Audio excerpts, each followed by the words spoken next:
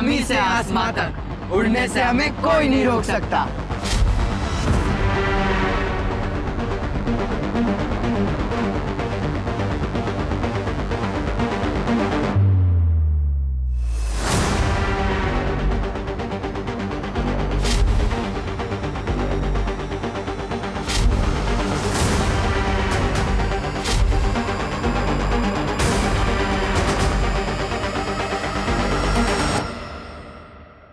अरे बेटा क्या हुआ आपको?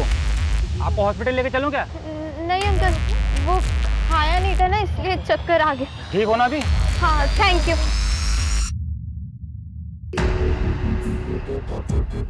सिर्फ कैश रखो अपने पास, बाकी एटीएम आईडी वगैरह सब फेंक दो। ऐसी कोई भी चीज अपने पास मत रखना जिससे पुलिस हम तक पहुंच सके।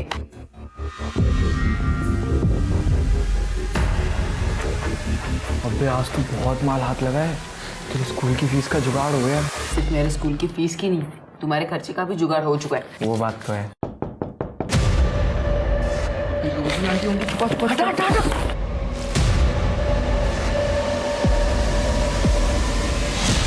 बच्चा पार्टी, इट्स टी टाइम, और टी के साथ केक भी। अरे आंटी, इतना तो इनके घर वाले भी ख्याल नहीं रखते होंगे जितना आप इनका रखती हो। कसम से आप नहीं होती ना तो मैं बाल बाल के मर जाता। मैं चुप बुक्कड़। आंटी अब पूरे दिन हम लोग के लिए खाना बनाती रहती है, इतना मत परेशान हुआ कीजिए अब हम लोग के लिए। चुप चुप चुप चुप चुप। मुझे तुम लोग सब बताओ, एक मदर अपने बच्चों को खाना बना के खिलाने में कभी टायर्ड होती है क्या? नहीं ना। और तुम लोग और क्या खाओगे? हाँ क्या क्या क्या क्या? समोसे। मैंने बनाए समोसे, अभी लेके आती हूँ। ले पकड़। मेरा शेयर? हाँ हाँ, तुम्हारे शेयर्स तो सबसे बड़े होने चाहिए, आखिर तुम हमारे बिजनेस मॉडल की सेल्स गर्ल हो। हाँ वो तो है। ये ले। पता है मुझे क्या चाहिए? बहुत रिस्क है उसमें। चुप रहे। रिस्क तो चोरी में भी है, फिर भी कर रहे हैं ना। बहुत ज्यादा रिस्क है उसमें। रिस्क कितना भी बड़ा हो, हम अभी 18 के नीचे हैं। पकड़े भी गए तो जुवेनाइल होम में तो जाएंगे। जुवेनाइल होम मतलब वही ना, बाल सुधार गृह? हाँ बाल सुधार गृह। देख अभी तुम लोग की चॉइस है, अपनी पूरी जिंदगी ऐसी छोटी मोटी चोरियां करनी है या अपनी जिंदगी शान से जीनी है। जमीन से आसमां तक उड़ने से हमें कोई नहीं रोक सकता।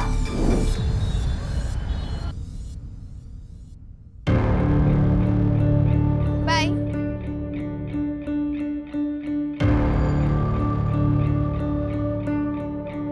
अवनी, कौन था वो लड़का?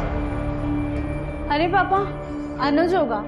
अवनी के ही स्कूल में पढ़ता है, रोज आता है इसे छोड़ने, है ना अवनी? क्यों आता है वो छोड़ने? कौन लगता है वो तेरा? पापा दोस्त है। ये लड़कों से दोस्ती मेरे घर में नहीं चलेगी। अगले टाइम उसके साथ भी देखा ना तो काट के फेंक दूंगा। अच्छा सुनिए, मेरे पास है, मेरे जेब में। मैंने कहा था ना आपसे, तन्मय भूल गया होगा पैसा जमा करना। ये देखिए फीस के पैसे।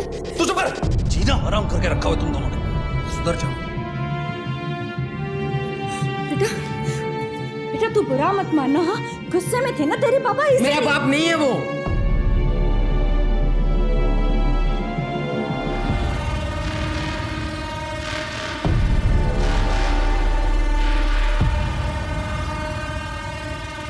जितने भी टीवी शोज है, फिल्म है, सब में यही दिखाते हैं कि अगर मोबाइल ना हो तो पुलिस किसी को पकड़ पाएगी, और हम इसी मोबाइल के हेल्प से ऐसा प्लान बनाएंगे कि पुलिस हमें जेल क्या, बाल सुधा गृह भी नहीं भेज पाएगी। वो सब तो ठीक है, पर प्लान क्या है? प्लान का स्टेप 1, हमारे दोस्ती के बारे में सिर्फ उतना ही पता होना चाहिए जितना हम उन्हें बताना चाहें। इसलिए आज से एक दूसरे को सिर्फ 1-2 रेगुलर कॉल्स ही करने हैं, बाकी इंटरनेट कॉल्स करने हैं, क्योंकि उसे ट्रैक कर पाना मुश्किल होता है। तो इंटरनेट कॉल्स ही कर लेते हैं ना, नॉर्मल कॉल्स की जरूरत क्या है? नहीं, अगर रेगुलर कॉल्स करना एकदम ही बंद कर दिया तो पुलिस को शक हो सकता है। तो प्लान ये है,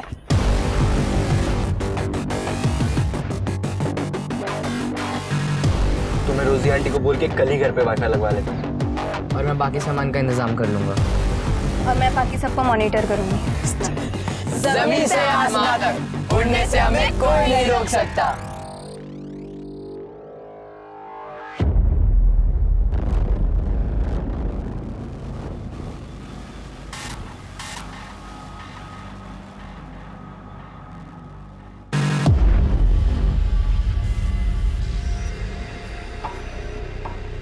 मम्मी,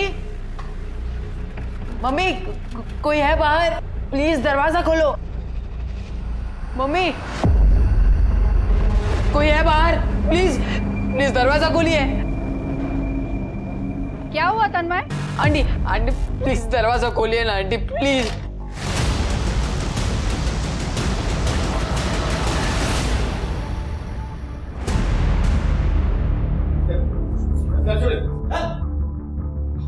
सर, घर में तो सब एज इट इज है और कोई सामान वामान भी बिखरा नहीं है। मुझे लगता है कि सुमन अपनी मर्जी से ही भाग गई। सर, मम्मी अपनी मर्जी से कहाँ जाएगी? और अगर गई भी होती तो मुझे बता कर जाती।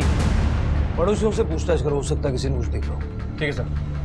तन्मय, सब कुछ डिटेल में बताओ। सर, परसों रात 9 बजे तक मैंने खाना खा लिया था और फिर मैं अपने कमरे में चला गया सोने के लिए। फिर मैं सीधा कल दोपहर 1 बजे उठा। मम्मी, मम्मी, मम्मी कहाँ चली गई?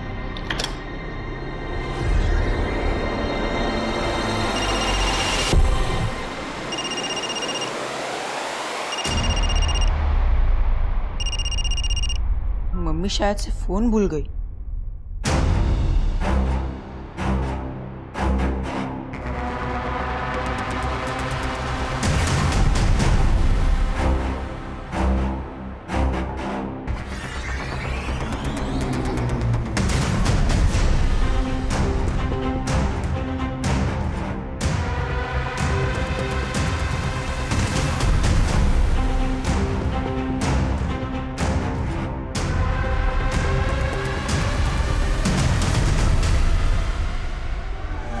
परसों रात 9 बजे से कल दोपहर 1 बजे तक और कल शाम 5 बजे से आज सुबह 7 बजे तक 30 घंटे सोए हो तुम हमेशा इतनी ज्यादा नींद लेते हो क्या? नहीं सर, मैं तो 6-7 घंटे में उठ जाता हूँ, पर पता नहीं कल इतनी नींद कहाँ से आई। परसों रात को खाने में क्या खाया? सर, जो मम्मी ने बनाया था वही। त्रुटि, किचन में जो खाने हैं सबके सैंपल्स लैब में टेस्टिंग के लिए भेजो। Yes sir. सर, इनका कहना है कि इन्होंने परसों रात के 10 बजे के आसपास घर में किसी को आते हुए देखा था। बताइए। नहीं सर, किसी को नहीं देखा था। आजाद को देखा था, तन्मय के पापा को।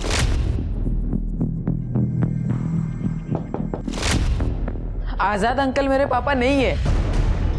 मेरे पापा तो 9 साल पहले ही गुजर गए थे और उनके जाने के बाद मम्मी ने दूसरी शादी आजाद अंकल के साथ कर ली।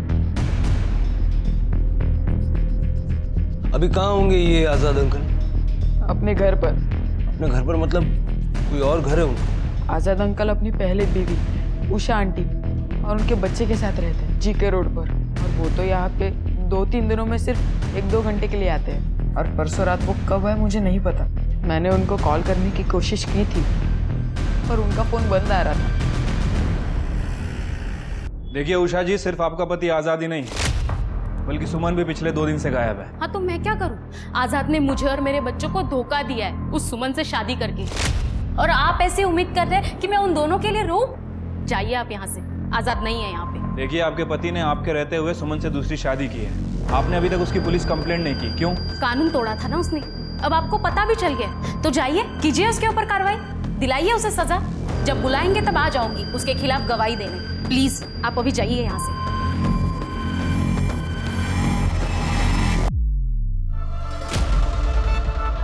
तेरे मामा मामी कब निकल रहे?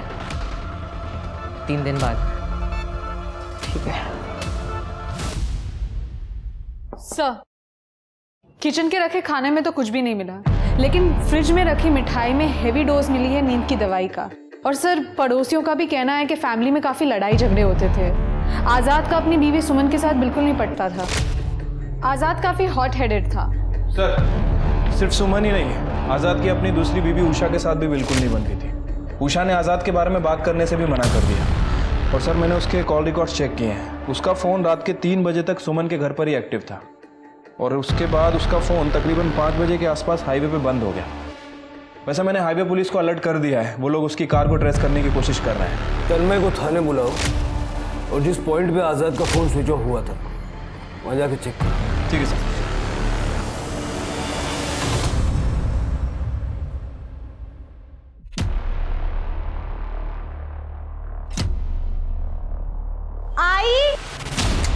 दीप्ति देखिए आप नानी बनने वाली है। आई जल्दी आइए। आई शर्म तो तुझ में है ही नहीं, जो मुंह में आता है बोलती जाती है। अरे मुझे क्यों मार रही हो? अपनी लाडली से पूछो ना, हाथ में प्रेगनेंसी किट लेके घूम रही है। क्या बोल रही है? हाँ नहीं आई, मैंने कुछ नहीं किया। दिखाओ अपनी, दिखा। नहीं दीप्ति, दिखा दीप्ति। ये देखिए कैसी हरकतें कर रही है आपकी लाडली। भाई मैं सच कह रही हूँ, ये मेरा नहीं है। पेट से तू बता, उस अनुज के साथ मिलके किया ना तूने? हाँ? अरे तेरे पापा को पता चला ना तो तुम्हारे साथ हम सबको भी मार डालेंगे। मेरे खानदान का नाम बर्बाद कर दिया इस लड़की ने। अरे आई आप टेंशन मत लो, और प्लीज बाबा को कुछ मत बोलना, मैं कुछ ना कुछ करती हूँ।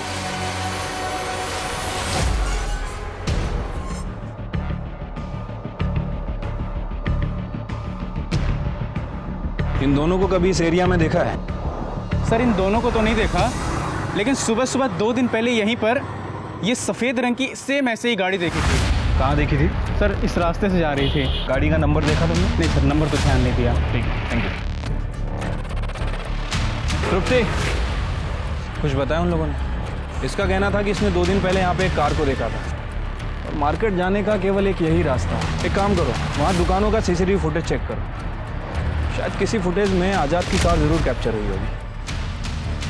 हाँ सर, वो मिठाई आज़ाद अंकल ही लाए थे और वो मैंने खाई थी।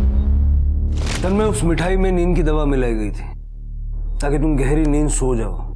इसके 2 ही मतलब हो सकते, या तो तुम्हारी मम्मी अपनी मर्जी से आज़ाद अंकल के साथ कहीं चली गई है, या फिर आज़ाद अंकल ने उनको किडनैप कर लिया। अगर तुम ऐसा कुछ भी जानते हो जो तुम हमें नहीं बता रहे हो तो यही वक्त है बता दो, क्योंकि जितना जल्दी तुम सच बताओगे उतना जल्दी हम तुम्हारी मम्मी को ढूंढ पाएंगे।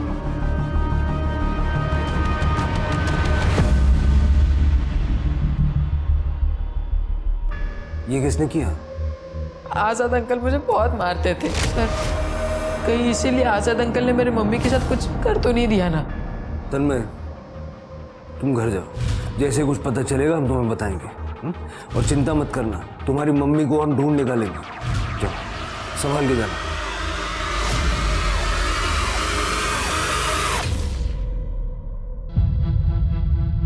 ये तुम्हारे लिए। हाँ, ये क्या कर रहे हो? इतने पैसे उसको क्यों दे रहे? तो आप अपना एटीएम कार्ड दे दीजिए, जितनी जरूरत होगा निकालेगा। हम इतने दिनों के लिए बाहर जा रहे हैं, कहीं कुछ जरूरत लग गई तो कहाँ से लेगा? ले बेटा, रख ले और ध्यान रखना अपना। अनुज, ठीक से रहना, मुझे कोई शिकायत नहीं चाहिए, नहीं तो पड़ोसी मुझे बार बार फोन करते रहेंगे, समझे? जी मामा जी। अब चलो भी। हाँ अनुज, अपना ध्यान रखना। हाँ चलो, bye.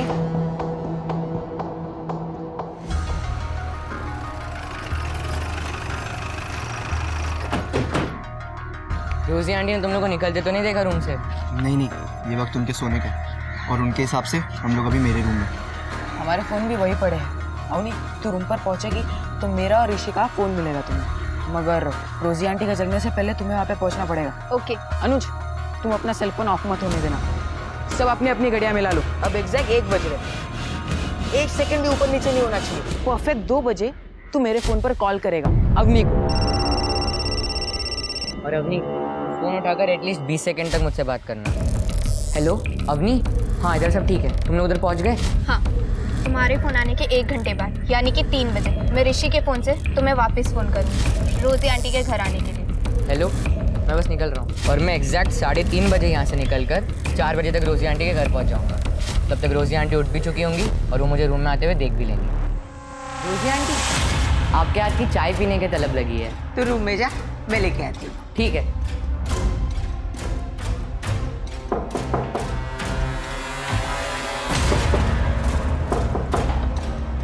Hi aunty. Hi, thank you. Welcome my child. और गाइस, सेल फोन लोकेशन और कॉल्स बिल्कुल भी ऊपर नीचे नहीं होनी चाहिए, किसी भी कीमत पर। और अगर हमने ये सब बिना किसी कॉल के कर लिया तो पुलिस हम तक पहुंच ही नहीं पाएगी। और इनकेस अगर पुलिस हम तक पहुंची तो रोजी आंटी है ना, हमारी आई विटनेस, वो कह देंगे कि हम उनके ही घर पर थे।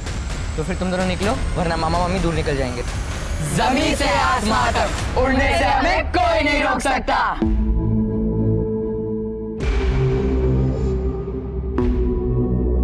ये वो रहे मामा मम्मी की गाड़ी। पर गाड़ी अब मत रुकना, भटवड़ी आने तो फिर रोकते।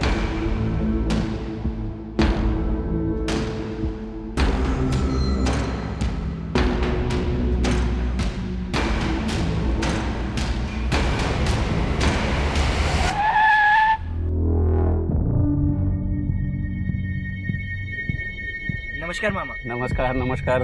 तुम दोनों कहाँ जा रहे हो? अरे मामा, वो बगल में एक रिश्तेदार की जमीन थी, बिकवाने आए थे, एक पार्टी थी, पर बात ही नहीं बनी। और मामा आप भी प्रॉपर्टी का काम करते हो ना, एक बार देखिए ना, और अगर कोई पार्टी हुई तो बताइएगा जरूर।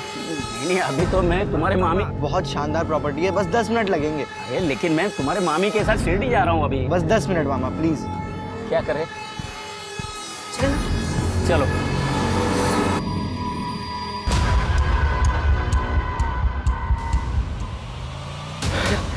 और नमक और सामान लेके आ सकते।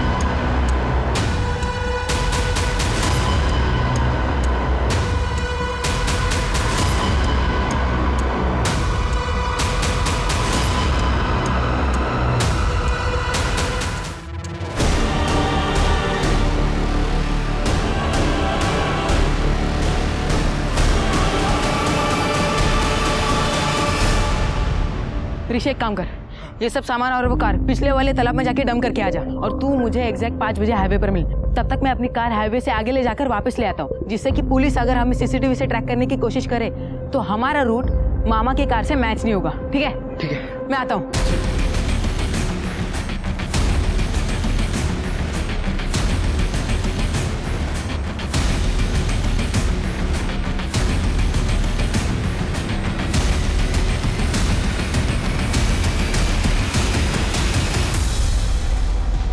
एक प्रॉब्लम हो गई, मामा की कार नहीं डंप हो पाई। मैं गया था, वहाँ पे कुछ लेबर्स आ गए, अगर मैं तब जाता तो वो पहचान लेते यार। यार ये तो इशू हो गया यार। तो क्या करना है, चलना है वापस? अब 5 बजे, अगर इस वक्त कार को डंप करने के चक्कर में पड़ गए ना, तो फिर तेरे रूम पर टाइम से नहीं पहुंच पाएंगे, और ये रिस्क हम नहीं ले सकते।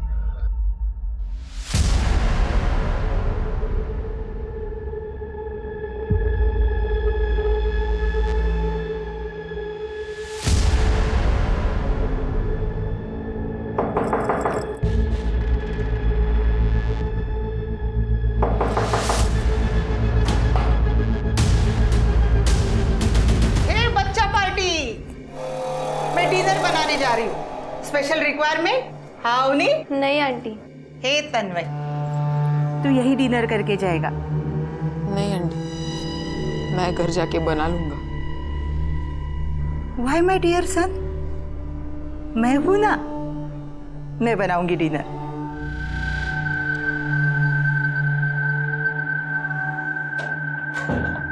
सब कॉल वॉल तो हमने कर लिया, पर तुम लोग गाड़ी नहीं डंप कर पाए। प्रॉब्लम में फंस गए।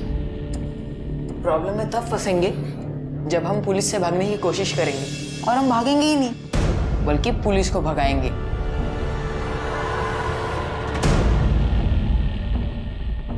अरे बोला ना नहीं फंसेंगे, फिर भी मुंह लटका रखा है दोनों ने।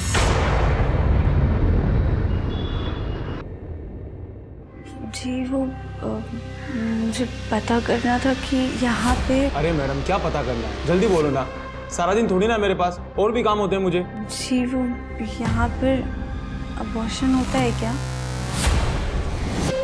सर रात होने की वजह से फुटेज साफ नहीं है, लेकिन इसमें आज़ाद की कार कैप्चर जरूर हुई है। ये देखिए। शिल्के, मार्केट से जाते हुए गाड़ी में 2 लोग, एक आदमी और एक औरत, लेकिन वापसी में पैसेंजर सीट खाली है। मतलब आजाद सुमन को डंप करने में आ गया। सर तन्मय आया है। सर मेरे मम्मी का कुछ पता चला? 5 दिन हुए उन्हें गए हुए। तन्मय, तुम्हारी मम्मी को ही ढूंढ रहे हैं हम।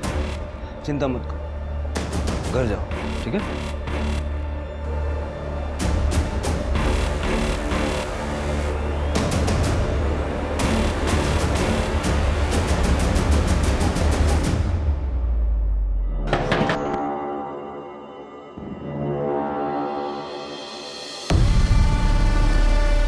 बैठिए, मैं खाना लगाती हूँ। ठीक है।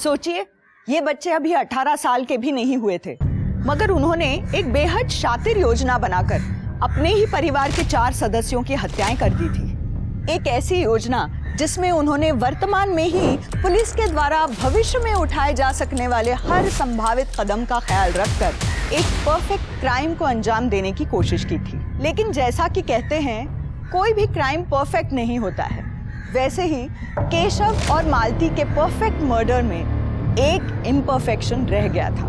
वो थी केशव की कार, जिसे तन्मय और ऋषि ठिकाने नहीं लगा पाए थे।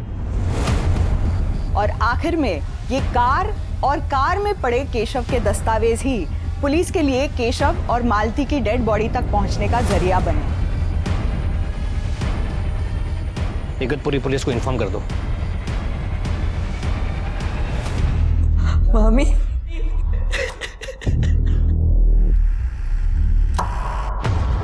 सर, केशव और मालती की पीएम रिपोर्ट के हिसाब से दोनों की मौत 11 तारीख को हुई है, यानी कि 7 दिन पहले, जिस दिन वो अपने घर से निकले थे।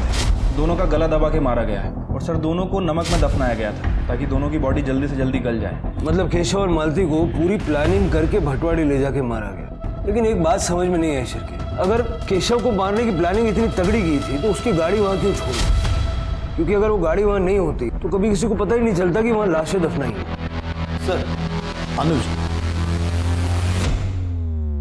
सर केशव मामा प्रॉपर्टी का काम करते थे। मम्मी पापा की डेथ के बाद से मामा मामी के साथ ही रहता था। बेटा, तुम्हारे मामा मामी भटवाड़ी में क्या कर रहे थे? सर मामा मामी तो शिरडी के लिए निकले थे, वहाँ भटवाड़ी में क्या कर रहे थे मुझे नहीं पता। पिछले हफ्ते निकले थे घर से वो शिरडी जाने के लिए। जब इतने दिनों में तुम्हारी उनसे कोई बात नहीं हुई, फिक्र नहीं हुई तुम्हें? सर मामी 10,000 रुपये दे के गई थी, तो मैं समझ गया था कि लंबा टूर होगा, इसलिए मुझे कुछ और नहीं लगा जब मामा मामी ने कॉल नहीं किया। बेटा, लेकिन अब अपने घर वालों से हम 2-4 दिन में एक बार बात तो करते हैं ना। तुमने एक भी फ़ोन नहीं किया? क्या बताऊँ सर आपको, मामा से मेरी इतनी बातचीत होती नहीं थी कि मैं उन्हें फ़ोन करूं, और मामी तो फ़ोन ही नहीं रखती थी। किसी से कोई दुश्मनी थी उनकी? जहाँ तक मुझे पता है सर, मामा मामी की किसी से दुश्मनी नहीं थी।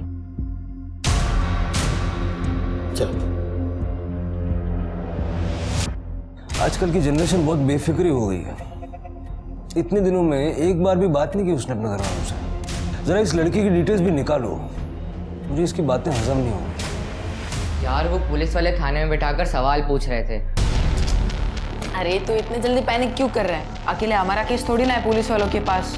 75 केस होंगे थाने में और 1-2 और आ जाएंगे और फिर वो अपने केस के बारे में भूल ही जाएंगे। अच्छा, तुम लोग मेरा काम करने वाले हो कि नहीं करने? करेंगे, लेकिन थोड़ा रुक कर। और मेरा काम? भाई तेरा काम तो सबसे पहले करेंगे, क्यों अनुज? रोजी आंटी को उनके ही गार्डन में दफनाने के लिए कितना वक्त लगेगा? 1 घंटा, 2 घंटा? देख, दफनाने को तो 20 मिनट में दफना देंगे, मगर ऋषि तू सोच ले, घटिया ही सही लेकिन टाइम टू टाइम चाय तो पिलाती है। अरे और केक भी खिलाती है। अबे एक बार बुढ़िया की प्रॉपर्टी हाथ लग जाना, फिर माँ कसम ऐसा होटल खोलूंगा ना, फिर तुम लोग पीते रहना चाय कॉफी जूस जो पीना है तुम लोग को। भाई अनुज के पास तो उसके मामा का बिजनेस है करने को, और अवनी तो शादी वादी करके अपने पति के साथ चली जाएगी। बच्चा अब मैं, मेरे पास तो कुछ है ही नहीं करने को। ए ऋषि, तू मुझे अपना पार्टनर बनाएगा क्या अपने होटल पर? दोनों भाई मिलकर काम करेंगे। अरे वो सब तो ठीक है, लेकिन ये अपनी कहीं शादी के बाद अपने पति को बोल ना दे, सालों बाद भी डाल देते पुलिस वाले जेल में।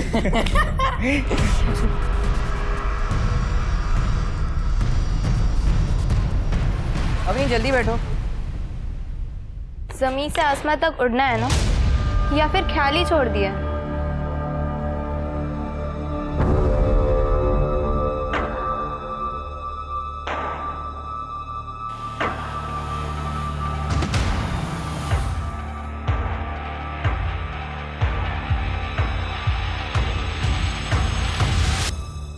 Are you sure? Yes sir, on 13 August Anuj was here. उसका दोस्त ऋषि मेरे पास रेंट पे रहता है, वो उससे ही मिलने आया था। आपके हाथ की चाय पीने की तलब लगी है। तो रूम में जा, मैं लेके आती हूँ। ठीक है। सर, केशव और मालती के मर्डर वाले दिन अनुज यहाँ शिवाजी नगर में अपने दोस्त ऋषि के घर था। ऋषि के मकान मालिक ने कंफर्म किया है सर। ठीक। सर, एक लड़की की लाश मिली है।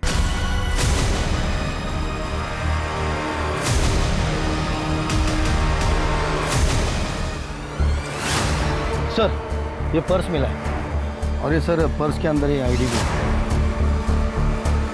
दीप्ति खराड़े। सर, इसको रिपीटेडली स्टैप किया गया है। अभी तक इसकी बॉडी भी स्टिफ नहीं हुई है। ज़्यादा टाइम नहीं हुआ है इसकी डेथ को। और सर, सेक्सुअल असॉल्ट के कोई साइंस नहीं है। पोस्टमार्टम के लिए भेज के फैमिली को इन्फॉर्म कर दो। सर, दीप्ति मेरे बच्चे।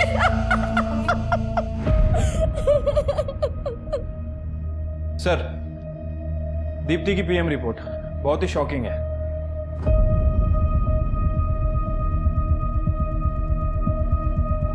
मिस्टर विश्वास, आप चाहे कुछ भी कहें, लेकिन हमारे पास दीप्ति की पोस्टमार्टम रिपोर्ट आई है और उसमें ये लिखा हुआ है कि 10 दिन पहले दीप्ति ने अबॉर्शन करवाया था। आप बता सकते हैं कि उसके होने वाले बच्चे का पिता कौन होगा? अवनी, तुम जानती हो इस बारे में? मैं दीप्ति के प्रेगनेंसी के बारे में तो कुछ नहीं जानती, मगर उसके कॉलेज में एक लड़का था, रजत। वो शायद उसका बॉयफ्रेंड था।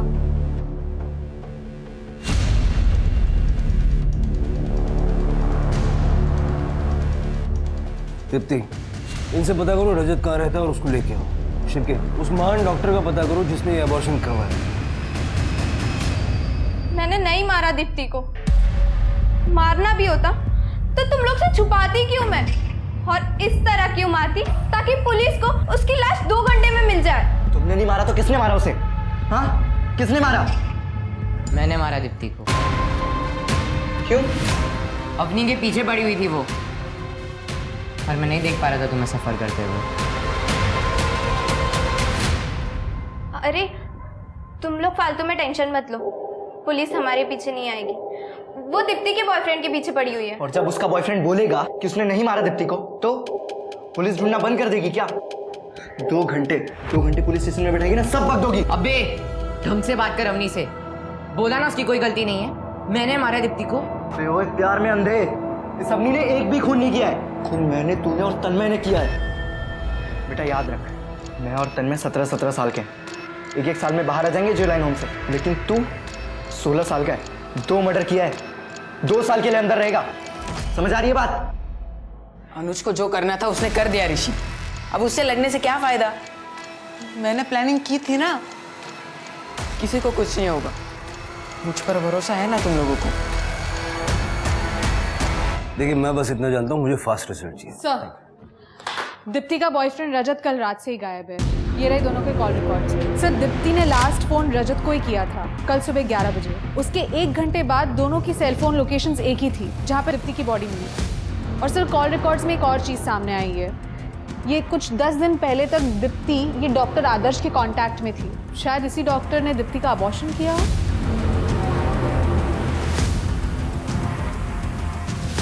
इन्हें तो जानते ही है ना। शिरके, डॉक्टर साहब पे कार्रवाई की तैयारी करो। और डॉक्टर साहब, आप जेल जाने की तैयारी कीजिए। नाबालिग लड़कियों के अबॉर्शन के जुर्म में अपना क्लिनिक, प्रैक्टिस, ये सब भूल जाइए आप। अरे सर, मुझे कैसे पता चलेगा कि ये बालिग है या नाबालिग है? सर, ये लड़की इस लड़के को लेकर आई थी मेरे क्लिनिक पर सर, और सर्टिफिकेट के साथ आई थी सर। दीप्ति, तुम बालिग हो ना? सर, ये कैसा सवाल है? ये है ना दीप्ति के सर्टिफिकेट। और सर, ये मैरिज सर्टिफिकेट। सर, सर्टिफिकेट तो मेरी क्लिनिक पर है। अब मेरे पास फोटो है सर, ये आप देख लीजिए सर। मैंने कुछ नहीं किया सर, जो भी कुछ किया इन दोनों ने मिलकर फ्रॉड किया सर। शिरके, अगर रजत फर्जी सर्टिफिकेट बनवा सकता है तो दीप्ति से छुटकारा पाने के लिए कुछ भी कर सकता है। जल्द से जल्द इस रजत को ढूंढो। ठीक है सर। हाँ तृप्ति, कहाँ पे? आनंद, गाड़ी उठन लो। सर, सुमन की सर्च में एरिया कॉम करते हुए डॉग स्क्वाड हमें यहाँ लेके आया। जमीन का ये हिस्सा देखिए सर, ऐसा लग रहा है यहाँ पे कुछ गाड़ा हुआ है। खुदवाओ इसको।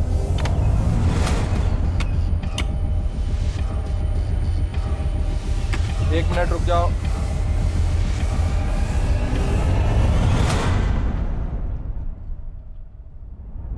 सर ये तो नमक है। जरा और खोदो।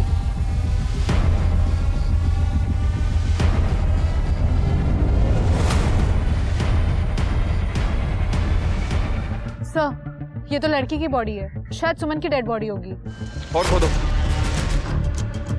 सर यहाँ तो एक आदमी की भी बॉडी है। दोनों बॉडी बाहर निकालो। सर ये तो आजाद है। अभी तक तो हम इसे कल्पित मान के चल रहे थे, लेकिन अभी खुद विक्टिम। सिर्फ ये नहीं शिरके, सेम इसी तरह से अनुज के मामा मामी केशव और मालती को एक गड्ढे में नमक डाल के एक साथ ही दफनाया। केशव, मालती और ये आजाद सुमन, इनके केस में कोई कनेक्शन तो नहीं है? तुम तीनों दोस्त हो और तुम तीनों के घर में ट्रेजेडी हुई है, वो भी 1 महीने के अंदर। किसी के भी मन में ये बात आएगी कि तीनों हादसों के बीच कोई ना कोई कनेक्शन है। पर सर क्या कनेक्शन है? तुम बताओ क्या कनेक्शन है? ऐसा कुछ है जो तुमने नहीं बताया?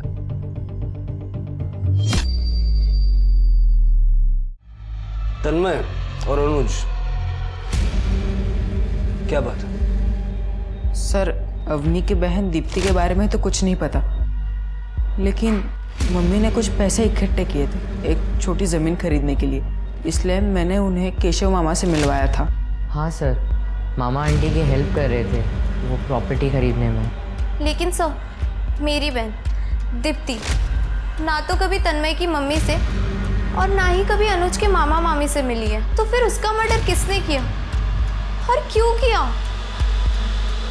केशव, मालती, आजाद और सुमन, इन दोनों केसेस में इतनी सिमिलरिटीज है, प्रॉपर्टी को खरीदने बेचने का एंगल भी। लेकिन दीप्ति का मर्डर एकदम अलग तरीके से किया गया और किलर ने दीप्ति की बॉडी को छुपाने की कोई कोशिश नहीं की। एक काम करो शिव, ये प्रॉपर्टी वाला एंगल क्या है जरा चेक करो। और रजत की कोई खबर नहीं है, वो कहाँ है?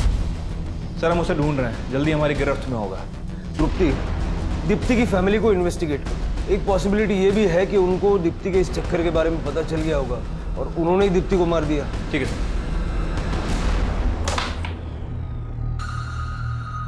भाई देख, ओए, इससे पहले कि पुलिस हम तक पहुंचे, रोजी आंटी के लॉकर में जितने पैसे उन सबको लेके यहाँ से भाग जाते हैं, प्लीज।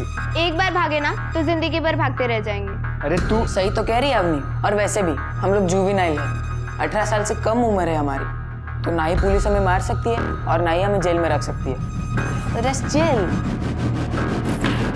सर मैंने केशव के ऑफिस में इंक्वायरी की। केशव सुमन को जमीन खरीदने में मदद कर रहा था और केशव ने सुमन को बहुत सारी प्रॉपर्टी दिखाई भी थी। कोई प्रॉपर्टी विवाद वगैरह में है क्या? नहीं सर, ऐसा तो कुछ सामने नहीं आया है। सर, मैंने इस केस से रिलेटेड सभी लोगों के कॉल रिकॉर्ड्स चेक किए, कुछ भी सस्पिशियस नहीं मिला। सुमन और आजाद के गायब होने वाली रात तन्मय की लोकेशन अपने घर की थी, जबकि अनुज और अवनी अपने घर में, और मालती और केशव के मर्डर वाले दिन तीनों अनुज, अवनी और तन्मय अपने दोस्त ऋषि के घर में थे, शिवाजी नगर में। और दीप्ति के मर्डर वाले दिन की लोकेशन? सर सबकी सेम ही है। इनफैक्ट मैंने दीप्ति के पेरेंट्स की भी लोकेशन चेक की। दीप्ति के फादर उसके ऑफिस में थे और माँ उसके घर पे थी। और सर इनके फ़ोन पे भी लगातार कॉल्स आ रहे थे। मतलब ये भी नहीं कह सकते कि इनमें से कोई भी अपना फ़ोन घर पे छोड़ के गया था। जब सब कुछ क्लियर है तो हमसे क्या छूट रहा है, खासकर दीप्ति के मर्डर केस में। दीप्ति को मारने का तरीका औरों से अलग क्यों? सर, लॉयर देशपांडे साहब वाले आपको मिलना चाहते हैं। ये क्या बकवास है? बकवास नहीं है, कोर्ट का ऑर्डर है। अगली बार अगर आपको मेरे क्लाइंट्स अनुज सिरोही और तन्मय गावड़े से बात करनी हो तो पहले आप मुझे इन्फॉर्म करें। मेरे दोनों क्लाइंट्स ऑर्फन है और माइनर भी। एक तो पहले ही वो अपने रिलेटिव्स के अनटाइमली डेथ के सदमे से स्ट्रगल कर रहे हैं, इसीलिए कोर्ट का ऑर्डर इशू करवाया मैंने। शिरके, इन केसेस को रिविजिट करो। इन बच्चों का कुछ ना कुछ कनेक्शन है इन केसेस के साथ, वरना इतने ज़्यादा प्रोएक्टिव नहीं हो। नजर रखो। सर भटवाड़ी के खंडर की तरफ जाने वाले रास्ते पे कहीं भी सीसीटीवी नहीं है, लेकिन सर उस रास्ते से लगभग 1 किलोमीटर दूर 2 सीसीटीवी कैमरे हैं और उन दोनों का बीच का डिस्टेंस लगभग 1 किलोमीटर है। ये पहले कैमरे की फुटेज है सर, ये देखिए। और 2 घंटे बाद ये दूसरे कैमरे का फुटेज देखिए सर। इसमें केशव की कार गायब हो गई, लेकिन वो दूसरी कार पास हुई। 1 किलोमीटर का डिस्टेंस कवर करने में इस गाड़ी को 2 घंटे लग गए। शिरके, इस गाड़ी की डिटेल्स निकालो। तृप्ति, तुम्हारे लिए काम है। सर, एक मिठाई वाले का पता करना है। जी मैडम, मैं जानता हूँ इसको, रेगुलर कस्टमर है मेरा, अक्सर आता है दुकान पे। सर जो सीसीटीवी फुटेज में दूसरी कार दिखी थी वो एसडी गैरेज में बनने के लिए गई थी। वो गैरेज का जो मैकेनिक है वो अनुज का दोस्त है, इसी वजह से 13 तारीख को वो वहाँ से कार लेके गया था। और सर मिठाई वाले ने तन्मय को पहचान लिया है। मिठाई लेने तन्मय गया था आज़ाद में। बड़े पीछे से देखो। सर उधर से भाग रहे।